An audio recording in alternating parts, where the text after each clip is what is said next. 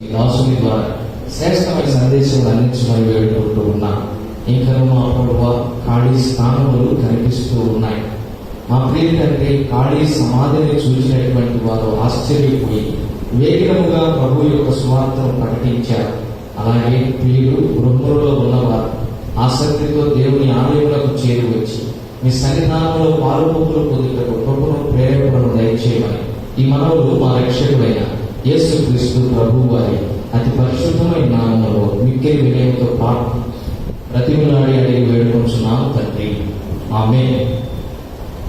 ప్రభునందు ప్రియమైన సహోదర సహోదరులారా, చదవబడినటువంటి లేఖన భాగంలో అంటే లూకా సువార్త 24వ అధ్యాయం 1 నుంచి 12 వచనాల్లోన మనము కొంతమంది స్త్రీలను చూస్తాం.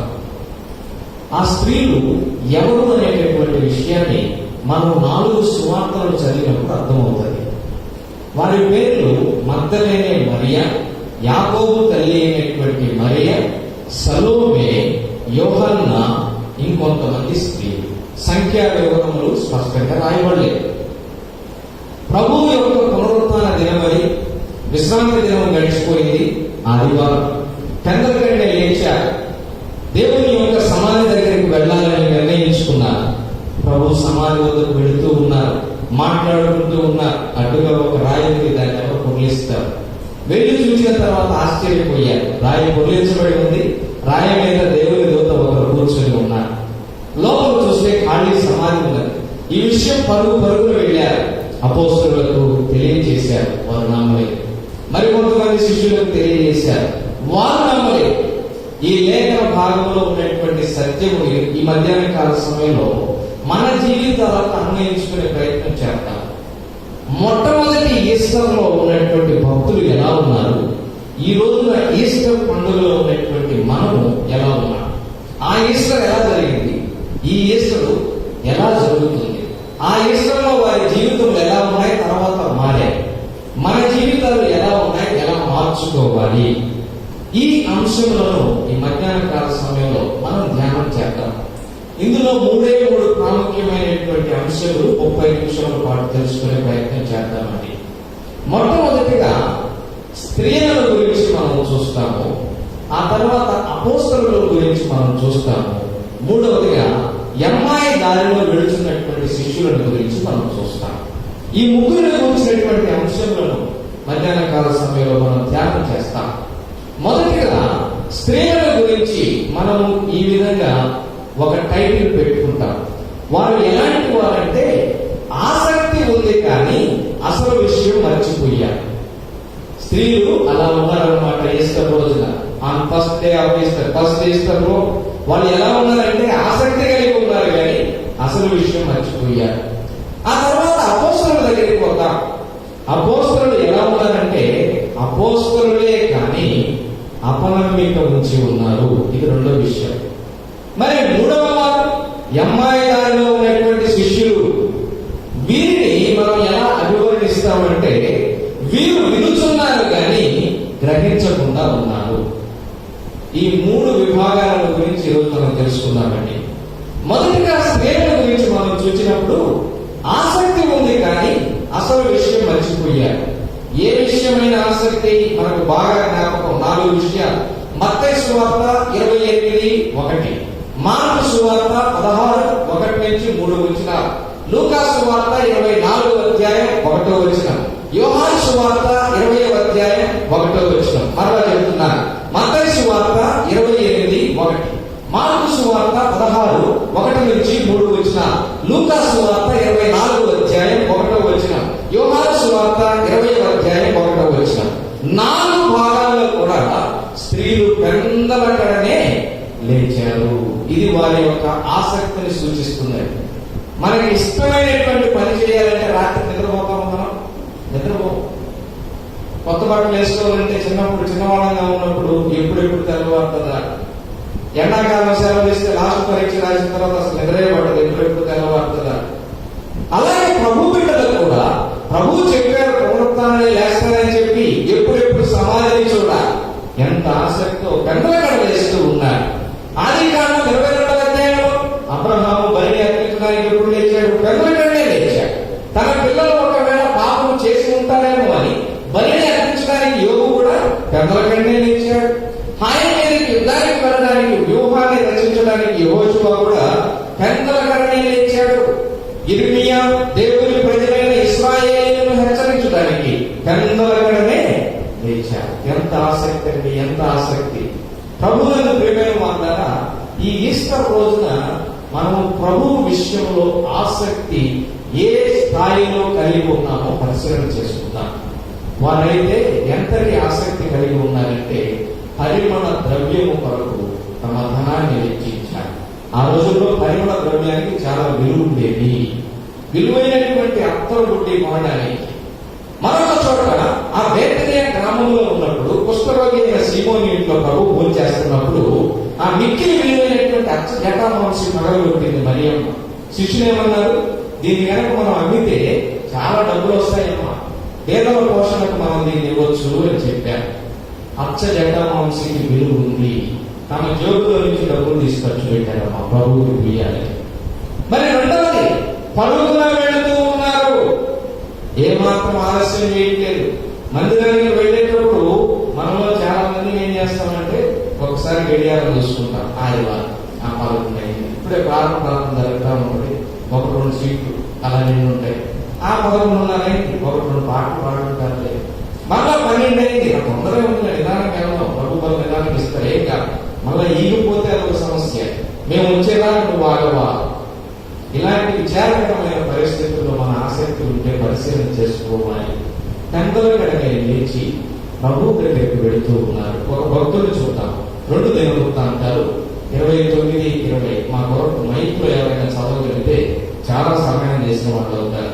2 దినవృత్తాంతాలు 29-20 ఎవరైనా చదవగలుగుతారండి? హిజ్కియా పెద్దలకడ లేచి సమకూర్చుకొని చాలు చాలు. ఒక రాజు ఎప్పుడు లేస్తున్నాడండి? పెద్దల కన్నే లేస్తున్నాడు. రాజుకి ఎన్ని బాధ్యతలు ఉంటాయి? రాజ్యంలో ఉన్నటువంటి పరిపాలన పరిస్థితి ఏంటి? ప్రజలకు సుపరిపాలన అందించాలి. పథకాలు సక్రమంగా అందుతున్నాయా లేదా? మంత్రివర్గం ఎలా ఉంది? సైన్యం పరిస్థితి ఏంటి? బీదల పరిస్థితి ఏంటి? రోగుల పరిస్థితి ఏంటి? అక్రమం చేయించిన వారికి ఏ విధంగా శిక్ష విధించాలి? చెరసాలలో బతుకుతున్నటువంటి వారి పరిస్థితి ఏంటి? తన సంస్థానంలో బందీలుగా ఉంటున్నటువంటి వారి పరిస్థితి ఏంటి? మన దేశం నుండి మంత్రులు కానీ అధికారులు కానీ వస్తే వారికి ఏ విధమైన సపర్యలు చేయాలి? తల మునకలయ్యేటటువంటి బిజీ షెడ్యూల్ రాజుది. కానీ ఇక్కడ హిజ్కియా ఎప్పుడు లేస్తున్నాడంట? పెద్దల కన్నే. దేని కొరకండి? శత్రువులను సంహరించడానికి, ఒక వ్యూహాన్ని రచించడానికా? కాదు. శత్రువుల మీద దండయాత్ర చేసి రాజ్యం ఆక్రమించుకోవడానికా? కాదు. తన ధనాగారాన్ని మిక్కిలి విలువైనటువంటి బంగారం చేత, వజ్రముల చేత, వైడూర్యముల చేత నింపుకోవడానికా? కానే కాదు. పెద్దల కన్నే లేస్తుంది. రాజులకు రాజు, ప్రభువులకు ప్రభు అయినటువంటి యేసు క్రీస్తు ప్రభు వారిని ఆరాధించడానికి.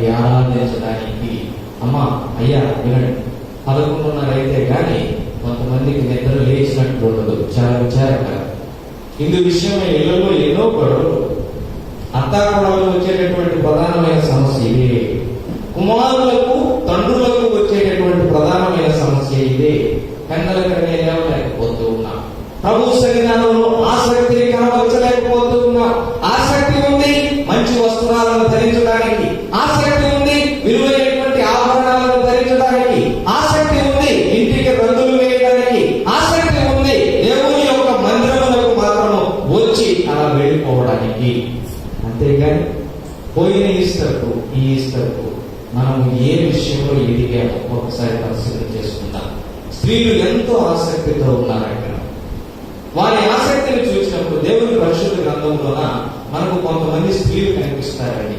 3 మనం ఈ సమయంలో ఊరినే జ్ఞాపకం చేసుకుందాం. ఆదికాండం 34 మొదటి వచనంలో యాకోబు యొక్క ఏకైక కుమార్తె ఉంది. ఆమె పేరేంటి? దీనా. వెళ్ళి ఒకసారి ఊరిని చూసొద్దాము, ఊరిలో ఉన్న వాళ్ళని చూసొద్దాం అనుకుంది. ఏమైంది? మానవునే పోగొట్టుకుని అవమానమును సంపాదించుకుంది. ఇంకొక ఆమె కూడా ఉంది. ఆదికాండము 19:26 ఆ పేరేంటి చెప్పండి? లోతు భార్య. దేవుడు చెప్పాడు వెనక్కి తిరిగి చూస్తే ఉప్పు స్తంభం అయిపోతామని. లోపల ఉన్నటువంటి ఆశను అణుచుకోలేకపోయింది. అది మంచి ఆశ కాదు. వెనక్కి తిరిగి చూసింది. అర్ధాయుషుతో ఉప్పు స్తంభము అయిపోయింది. మరి కొంతమంది కూడా ఉన్నారు. 1 తిమోతి పత్రిక 5వ అధ్యాయంలోన ఈ తిమోతికి రాసినటువంటి మొదటి పత్రికను హెచ్చరికల పత్రిక అంటారండి. 1వ అధ్యాయంలో పౌలు తిమోతిని హెచ్చరించాడు. 2వ అధ్యాయంలో సంఘములో ఉన్న స్త్రీలను పురుషులను హెచ్చరించాడు. 3వ అధ్యాయంలో సేవకులను పెద్దలను హెచ్చరించాడు. 4వ అధ్యాయంలో వాక్యోపదేశకులను హెచ్చరించాడు. 5వ అధ్యాయంలో విధవరాండ్రులను హెచ్చరించాడు. 6వ అధ్యాయంలో సంఘంలో పరిచర్య చేస్తున్న పరిచారకులను హెచ్చరించాడు. 5వ అధ్యాయంలో అంటూ ఉన్నాడు, యవ్వనస్తులైనటువంటి విధవరాండ్రుల విషయంలో జాగ్రత్త తిమోతి. వీరికి ఏ విషయంలో ఆసక్తి అంటే ఇంటింటికి తిరగడము, ఆడరాని మాటలు ఆడటము. అమ్మా, వ్యర్థమైన ముసలమ్మ ముచ్చట్లలో ఎంతమంది ఆసక్తిని కనబరుస్తూ ఉన్నారు. ఆ కాలంలో ఇంటి ముందు అరుగులుంటే అరిగిపోయేదాకా మాట్లాడేవాడు. అరుగులు అరిగిపోవాలన్నమాట. ఎంత విచారకరం. వారిని గురించి, వీరి గురించి, పక్కన గురించి, వీళ్ళ బలహీనతల గురించి ఏంటి ప్రయోజనకరం? నలుగురు గురించి నువ్వు మాట్లాడుకుంటే నిన్ను గురించి కూడా నలుగురు మాట్లాడతారు. అందుకని 1 తిమోతి 4:7 చెప్తుంది, వ్యర్థమైన అపవిత్రములైన ముసలమ్మ ముచ్చట్లకు దూరముగా ఉండు. వాటిలో మాత్రం ఆసక్తి వద్దు. ఏ విషయంలో ఆసక్తి ఉండాలో ఆ విషయంలో ఉన్నట్లే, ఏ విషయంలో ఉండకూడదో ఆ విషయంలో ఆసక్తి ఉంటూ ఉంది. మరి ఈ రోజున పరిశీలన చేసుకుందాం మన ఆసక్తి ఎందులో. 3 స్త్రీలు ఉన్నారు. వారు చక్కటి ఆసక్తి కలిగి ఉన్నారు. 84 ఏళ్ల వయసులో అన్నమ్మ అని ఒక ప్రవక్త యెరూషలేములో నిలిచి ఏం చేస్తుంది? తరచు ఉపవాసం చేస్తూ ఉన్నది, సేవ చేస్తూ ఉన్నది. ఎంత ఆసక్తి! ఒకసారి ఆలోచన చేయి. ఏలీ కోడలైన ఫినెహాసు భార్య ఫిలిష్తీయులు వచ్చి మందసము పట్టుకొని వెళ్తే, అమ్మా నీకు కుమారుడు పుట్టాడు. మౌనంగా ఉంది. నాకు కుమారుడు పుడితే ఎంత, పుట్టకపోతే ఎంత? జీవము కలిగినటువంటి దేవుని మందసంలో శత్రువులు చేశారు, పట్టకెళ్ళిపోయారు. మందసం అంటే ఆసక్తి. ప్రభు విషయంలో ఆసక్తి కావాలండి. ప్రభు విషయంలో ఆసక్తి లేకుండా ఎంత ఘనంగా ఈశ్వరుడు చేసినా అది వ్యర్థమే. ఆలోచన చేయండి. వృద్ధురాలు, యవనస్తురాలు, కనుబొద్దులైనటువంటి కంటూ చనిపోయినటువంటి స్త్రీ ఆసక్తే కనబరిచింది. అపోస్తలుల కార్యాలు 16వ అధ్యాయంలో రంగు పొడిని అమ్మేటటువంటి ఒక ఇండస్ట్రియలిస్ట్, పారిశ్రామికవేత్త, ఆమె పేరు లూదియా, తుయతైరా పట్టణస్తురాలు. వాక్యం అంటే ఎంత ఆసక్తో హృదయమును తెరిచి దేవుని మాటను అంగీకరించిందట. వాక్యం అంటే ఆసక్తి. ఆలోచన. కొంతమంది వాక్యం అనగానే ఎక్కడ లేని నిద్ర, ఎక్కడ లేని నీరసం. మీకు చిన్న ఉదాహరణ చెప్పాలి. ఒక మాస్టర్ గారు ఆదివారం వాక్యం చెప్పారు, గంట ఆదివారం ఇంటికి వెళ్ళిపోయారు. అర్ధరాత్రి 11:30 టైంలో ఫోన్ చేసి, మాస్టర్ గారు నాకు నిద్ర పట్టట్లేదు. మాస్టర్ గారు అన్నాడు, నేనేం చేయమంటారమ్మా? నిద్ర పట్టకపోతే వచ్చి మాత్రం ఏమమ్మంటారా? మీరు ఇచ్చేటటువంటి మాత్రం మాకు వద్దండి. ఈరోజు మధ్యాహ్నం చర్చిలో చెప్పారు వాక్యం, అది ఒక్కసారి చెప్పండి, నాకు అలాగే నిద్ర వచ్చేస్తుంది. వాక్యం అంటే ఆసక్తి. ప్రభువునందు ప్రేమైన వాళ్ళ, దేవుని వాక్యంతో దేవుని మీరు పోల్చలేరు. వాక్యంతో హృదయాన్ని ఎవరైతే నింపుకుంటారో అట్టి వారు ఆశీర్వదించబడతారని వాక్యం సెలవిస్తా ఉంది. ఈ స్త్రీలు కూడా వాక్యం విషయంలో ఆసక్తిని ఎక్కడ కనపరచలేదో చూద్దాం. వాళ్ళు అంటున్నారు, ప్రభు పునరుత్థానమై 3వ దినాన లేస్తానని చెప్పాడు. ఆయన లేచాడని మధ్యలో ఎవరు మాట్లాడుకోవట్లేదు.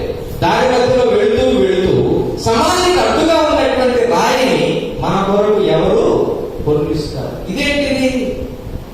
మరి ప్రభువేమో 7-8 వచనాల్లోన పాపిష్టులైన మనుషుల చేతికి అప్పగించబడి 3వ దినాన పునరుత్థానమై తిరిగి లేస్తానని చెప్పాడు కదా, దాన్ని ఎందుకు జ్ఞాపకం పెట్టుకోవట్లేదు? ఈ రోజుల్లో చాలా మంది ఆసక్తి ఇలాగే ఉంది. అసలు విషయం పక్కన పెట్టేస్తున్నారు. మానసికమైన జీవితం ఉన్నట్లేదు, సాక్ష్యం ఉన్నట్లేదు, పరిచయ విషయమైన ఆసక్తి, తగ్గింపు, దీనత్వము, దేవుని మందిరంలో ప్రభు విష్ణులైనటువంటి దాసులంగా ఉంటున్నావా లేదా అని స్వీయ పరిశీలన చేసుకోక పక్కన వారి యొక్క కళలు మనసులను ఎంచుతూ అసలు విషయాన్ని పక్కన పెట్టేస్తున్నారు. మన భక్తి ఏంటి, మన స్థితి ఏంటి? ప్రభు మనల్ని వచ్చుతున్నాడు. మన స్థితి ఏమిటి? ఇది అసలు విషయం. దీని ఎందు ఆసక్తిని కనబరచడం మానేసి అసలు కానటువంటి వ్యర్థమైన విషయం లేదు మనం మనస్సు ఉంచుతున్నామేమో పరిశీలన చేసుకుందామమ్మా. చూడండి, ఆ స్త్రీలు ఆసక్తి ఉంది కానీ అసలు విషయం మర్చిపోయారు. ప్రభువు తిరిగి లేస్తానన్నాడు. ఆ విషయాన్ని వాళ్ళు ఏం చేశారండి? మర్చిపోయారు. కొన్ని ప్రకృతి కూడా తెలిపింది వాళ్ళు. ఆ రాయి పొర్లించబడేటప్పుడు భూకంపము కలిగినట్లుగా మత్తయి సువార్త 28వ అధ్యాయంలో మనం చూస్తాం. మరి భూకంపం వస్తే, భూమి ఎదిరితే అప్పుడైనా తెలుసుకోవాలి కదా. ఏదో వింత సంభవిస్తూ ఉన్నదని చాలా మంది తెలుసుకోలేకపోతున్నారు. ప్రభువు రాబోతూ ఉన్నాడనే విషయం తెలుసుకోలేకపోతూ ఉన్నాడు. ప్రభువు వచ్చి మనకు తీర్పు తీరుస్తాడనే విషయం తెలుసుకోలేకపోతూ ఉన్నారు. ప్రభువు ఎదుట మనం లెక్క చెప్పవలసి ఉన్నదని మర్చిపోతూ ఉన్నారు. అసలు విషయం మర్చిపోతూ ఉన్నారు. దాంట్లో ప్రభునందు ప్రియమైనటువంటి పెద్దలారా, చిన్నలారా, ప్రభునందు ప్రియమైన తమ్ముళ్ళారా, చెల్లెలారా, వినండి. ఆసక్తిని కనబరచండి. అసలు విషయంలో ఆసక్తిని చూపించండి. ఇది మొదటి విషయం. మరి రెండవ విభాగంలోకి వస్తే ఇక్కడ అపోస్తలులు ఉన్నారు. ఈ అపోస్తలులు ఎలాంటి వారు? యోహాను సువార్త 21వ అధ్యాయం చదవగలుగుతారండి ఎవరైనా? ముఖ్యంగా యోహాను సువార్త 21వ అధ్యాయం 5వ వచనం చదివితే చాలు. పిల్లలారా, ఏమైనా ఉన్నదా అంటే లేదన్నారంట. చాలు చాలు చాలు. ఇప్పుడు మార్కు 16:14లో కూడా ఒక మాట చదువుతున్నాం. మార్కు 16:14 చదవండి.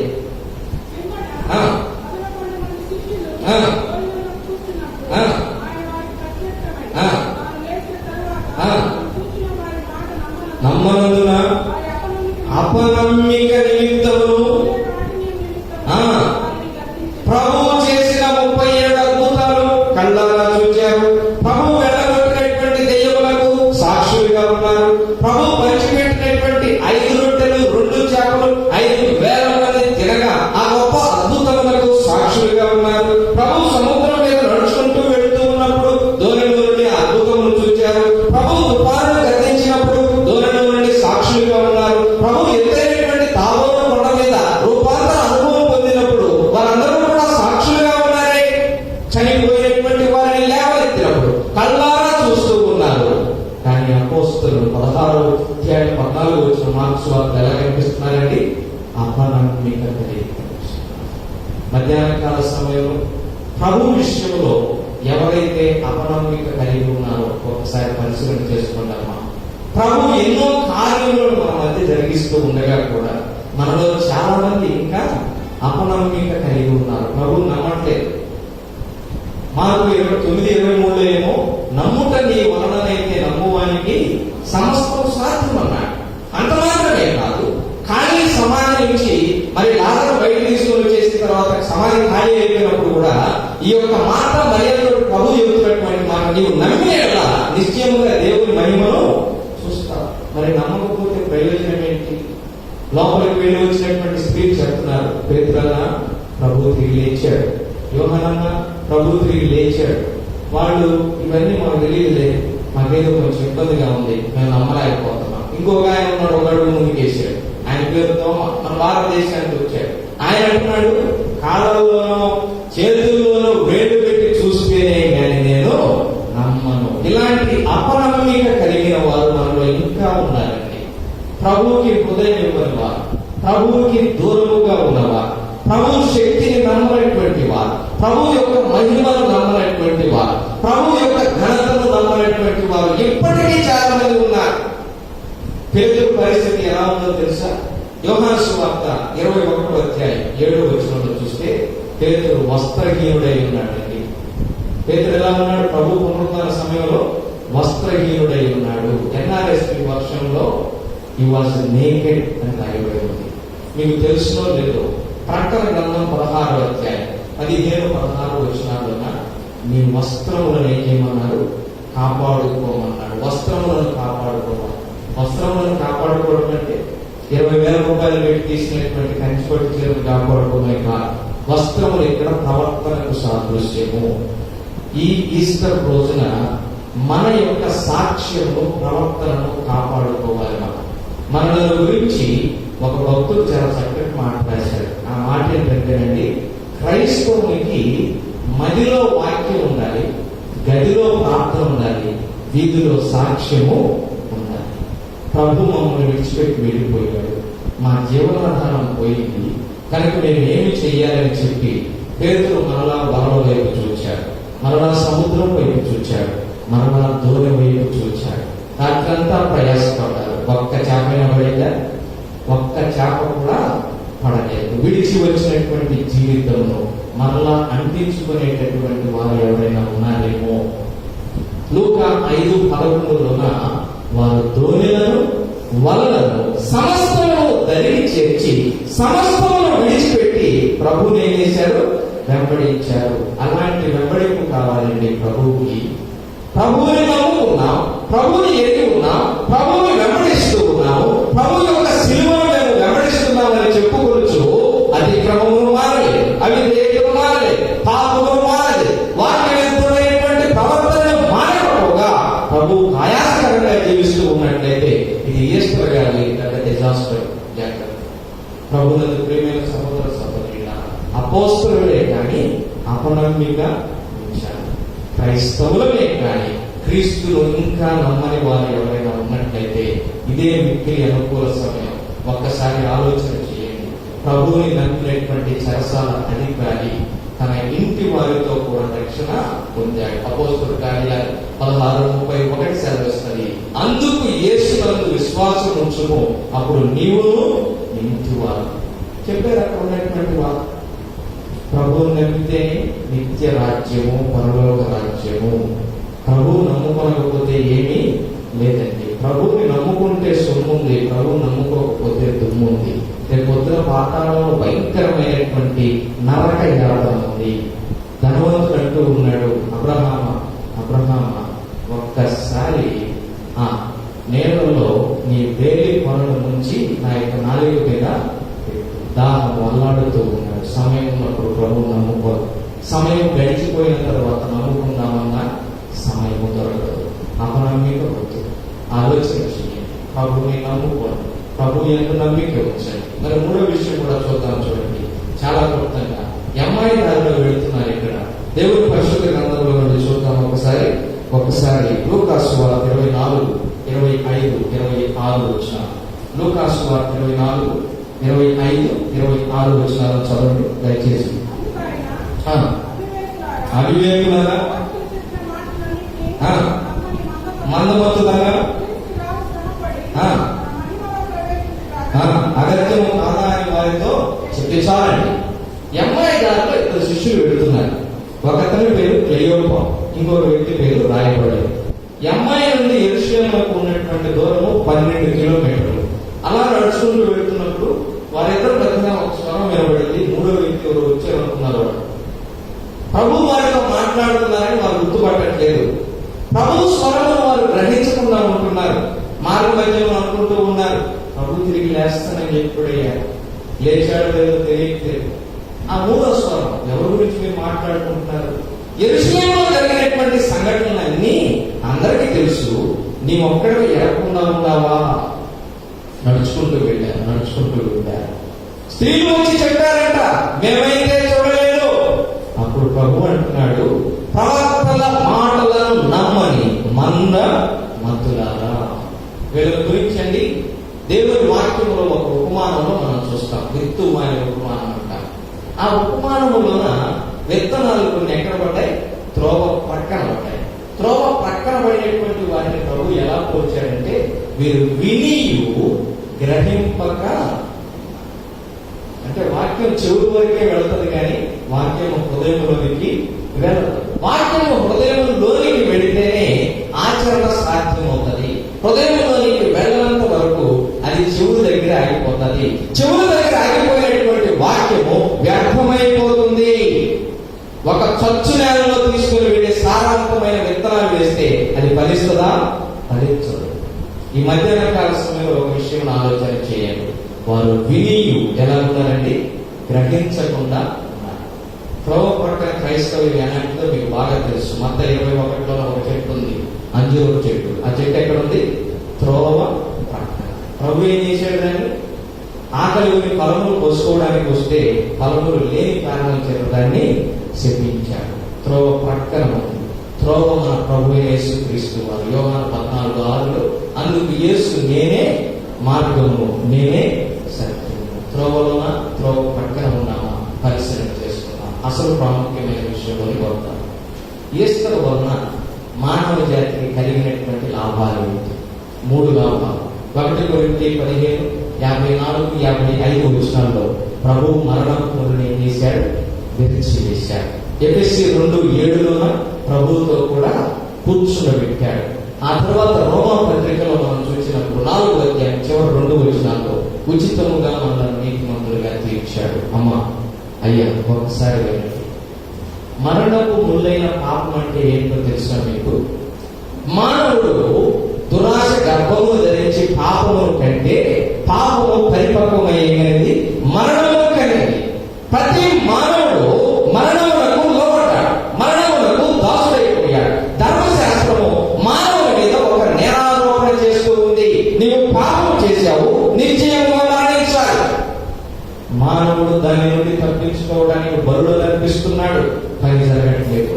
చాలా విధమైనటువంటి దానాలు చేస్తున్నాడు, పని జరగట్లేదు. ఆ మరణము ముందైనటువంటి పాపము విడిచివేయబడలేకపోతూ ఉంది. కనుక పరిశుద్ధమైనటువంటి దేవుడు పరలోకమును విడిచిపెట్టి మానవునిగా ఈ లోకంలో జన్మించాడు. జన్మించిన కారణం చేత మన పాప శిక్ష యావత్తు కూడా ప్రభువు మీద పడింది. ఆయన తినటువంటి ప్రతి దెబ్బ మనం తినాల్సిన వాడు.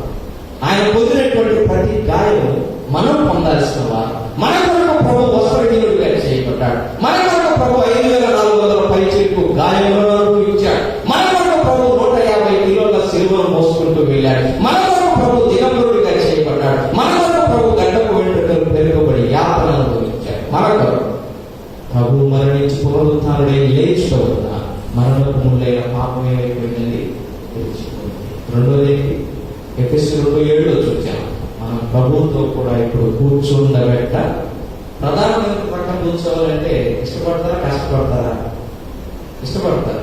ముఖ్యమంత్రి పక్కన కూర్చోవాలంటే, మనకి ఇష్టమైన క్రీడాకారుల పక్కన కూర్చోవాలంటే, దేశాధ్యక్షుల పక్కన కూర్చోవాలంటే, లోకంలో ఉన్న ప్రముఖులైన వారి పక్కన కూర్చోవాలంటే, రాజకీయ నాయకుల పక్కన కూర్చోవాలంటే ఎగబడతారు, సెల్ఫీలు కావాలి.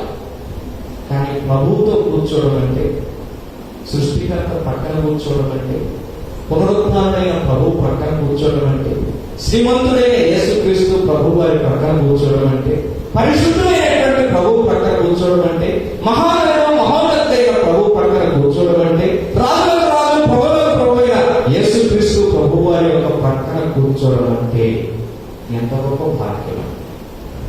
ఒకనొక సందర్భంలో గూడూరులో వాటి పరిచయం మన జిల్లా హాస్పిటల్స్ అన్నిటికీ మరి పెద్దగా ఉండేటటువంటి డాక్టర్ గారు ఉంటారు, officer, medical officer, district medical officer.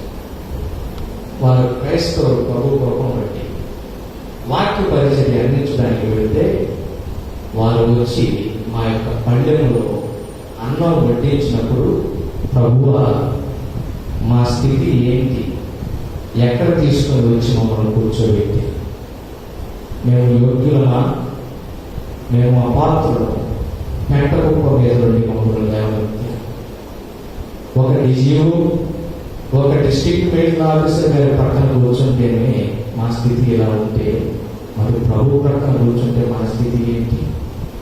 అక్కడ ఆయన హృదయానుసారమైన దావీదు ఉంటాడు, పాపం నుండి పారిపోయిన యోసేపు ఉంటాడు, ప్రభువు కొరకు నిలబడిన దానియేలు ఉంటాడు, అగ్నికి సైతము లెక్క చేయనటువంటి శద్రకు, మేషకు, అబేద్నెగోలు ఉంటారు. మంచి పోరాటం పోరాడి విశ్వాస యాత్రలో ప్రభువు కొరకు సాక్షిగా ఉండి పరుగులను కడముట్టించిన పౌరులు ఉంటాడు. భక్త కోటి జనాంగము మధ్యన ప్రభు ఆశీనుడయ్యుండగా ఆయన పక్కన మనం కూర్చుండేటటువంటి అధికారం ప్రభువు మరణము గెలిచి తిరిగి లేచడం వలన మనకి వచ్చింది. లోకంలో ఉన్న మనుషుల పక్కన కూర్చోవాలంటే ఎగబడి మనకు సాక్షాత్తు సర్వాధికారి అయిన దేవుని పక్కన కూర్చొని గొప్ప భాగ్యం ప్రభు మరణము గెలిచి తిరిగి లేచడం వలన వచ్చిందండి.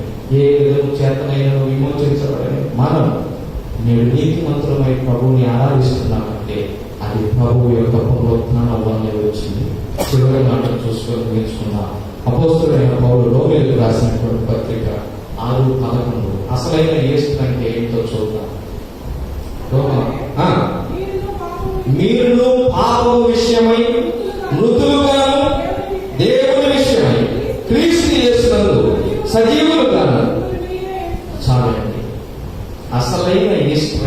ఇది. పాపముల విషయమై మనం ఏమవ్వాలి? మరణించాలి. ప్రభువులో ఏం చేయాలి? మరణం నుండి తిరిగి లేవాలి. ఇప్పుడే నిజమైన ఈస్టరు, ఇదే నిజమైన ఈస్టరు, లేకపోతే ఈస్టర్ కాదు. అమ్మా, ఇంకా పాపములోనే జీవిస్తున్నావా? ఇంకా పాపములు విడిచిపెట్టట్లేదా? పాపములు ప్రేమిస్తున్నావా? ఎవరు చూసినా ఎవరు చూడకపోయినా ప్రభువు చూస్తున్నాడని తెలుసుకో. ఆ పాపపు జీవితము, రోత జీవితం వల్ల మనకు వచ్చే ప్రయోజనం ఏంటి? యోసేపు కనుక పాపం చేసి ఉంటే 13 సంవత్సరాల చెరసాలకు దూరంగా ఉండేవాడు కాబట్టి 80 సంవత్సరాల ప్రధానమంత్రి అధికారం పోగొట్టుకునేవాడు. అందుకే దీన్ని ఏమన్నారంటే అల్పకాల పాప. 13 సంవత్సరాల చెరసాల జీవితం కంటే ప్రభువు ఇవ్వబోతున్నటువంటి గొప్ప స్థానం వైపు చూచాడంటే నేను పరిశుద్ధుడిగా ఉండాలన్నాడు యోసేపు. పాపమును విడిచిపెట్టుకుంటే ప్రయోజనం లేదు. పాపం విషయమై చనిపోయిన అనుభవం ఉందా? ప్రియమైన సహోదరుడా, సహోదరి, పాపమును పాతిపెట్టారా? పాపమును విడిచిపెట్టారా? వాక్య విరుద్ధంగా జీవించడం మానివేశారా? అలా మానివేయకుండా ఎంతకాలం ఏమి చేసినా అది వ్యర్థమే.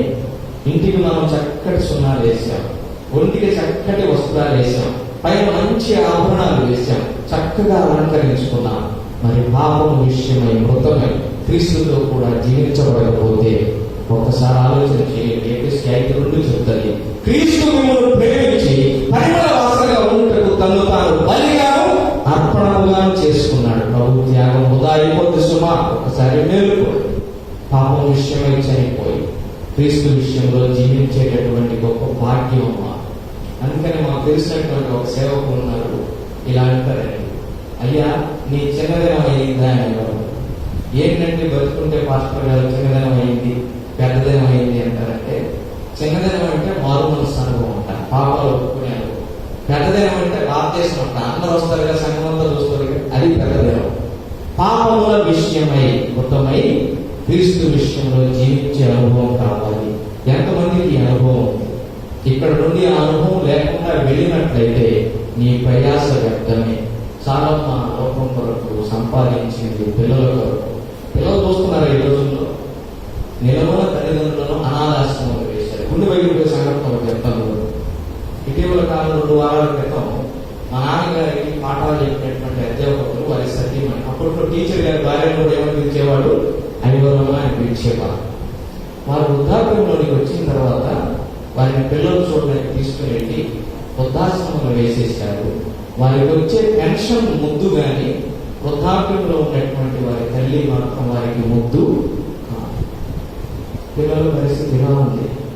నీవు సంపాదించుకునేటువంటి సంపదను చూసి ఒకరోజు అనుకోవచ్చు, ఏమన్నా తెలుసునా, నా ప్రాణమా తినుము త్రాగుము సుఖించు అనేక తరములకు సరిపడినంతగా నీకు సంపాదించు. అయితే ప్రభు అంటున్నాడు, వెర్రివాడు, ఈ మధ్యాహ్న కాల సమయంలో నీ ప్రాణం ప్రభు అడిగితే నీ సంపాదన ఎవరి తరము? ఈశ్వర అనుభవం అంటే పాపముల విషయమై నీవు చనిపోవాలి, క్రీస్తుతో కూడా జీవించాలి. అది నిజమైన ఇష్టం. పేతురు ప్రభు విషయంలో పొరపాటు చేశాడు, ఒప్పుకున్నాడు, తిరిగి ప్రభు కొరకు 1000 ఆత్మలు సంపాదించాడు. స్త్రీలు తొందరపడ్డారు, ఆసక్తిని కనబరిచారు, అసలు విషయం పక్కన పెట్టారు. తర్వాత తెలుసుకున్నారు, మేడగదిలో బలమైన ప్రార్థన చేశారు, ప్రభు కొరకు అద్భుతమైన పరిచయం జరిగించారు, క్రీస్తు విషయంలో చక్కటి సహకారులుగా ఉన్నారు. ఎమ్మాయిలో ఉన్నటువంటి శిష్యులు ప్రభువుని గురించి మాట్లాడుకుంటూ ఉన్నప్పుడు ఒకే మాట అన్నారు. ఆయన లేఖనాలను ఎత్తి మన మధ్య మాట్లాడుతూ ఉన్నప్పుడు మన హృదయంలో ఏం పుట్టింది? కావాలి, ఆ మంట కావాలి, ఆ ఉద్యమం కావాలి. ఈ రోజున ఈ మధ్యాహ్నం ఆ మంటతోటి ఇక్కడ నుండి వెళదాం. దేవుడి వాక్యం ప్రకటించినప్పుడు ఆది సంఘస్థులు హృదయంలో వాక్యం పొడవబడినటువంటి అనుభవంతో ప్రభువుని రక్షకునిగా అంగీకరించారు. మరి నీ పరిస్థితి ఒకసారి ఆలోచించు. ఇక్కడి నుంచి ప్రభు లేకుండా వెళ్ళావో జీవితం వ్యర్థం. నీకున్నదంతా కూడా సున్నాయి. ప్రభు లేకుండా వెళ్ళవద్దు, ప్రభువును నమ్ముకొని వెళ్ళండి. దేవుడి కొద్ది మాటలు మన కొరకు దీవించుకున్నాడు.